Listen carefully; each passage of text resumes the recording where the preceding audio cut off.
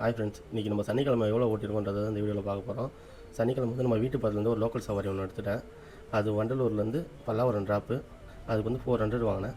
ரெண்டாவது நம்ம ஆப்பை வந்து பல்லாவரம் போய் தான் ஆனே பண்ணேன். ஊபரும் ரேபிடோவும் பல்லாவரம் போய் தான் ஆனே பண்ணேன்.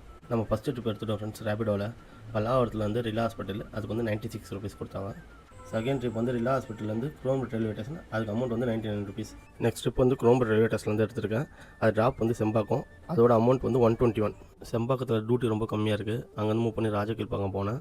அங்கே ஒரு ட்ரிப் எடுத்து தாம்பரம் ரயில்வே ஸ்டேஷனில் ட்ராப்பு, அந்த டியூட்டிக்கு வந்து 110. நெக்ஸ்ட் ட்ரிப் வந்து ஊபரில் தான் எடுத்திருக்கேன். தாம்பரத்துலேருந்து ஏர்போர்ட்டில் ட்ராப்பு, அதுக்கு வந்து 99 ருபீஸ் வந்துருக்கு அமௌண்ட்டு.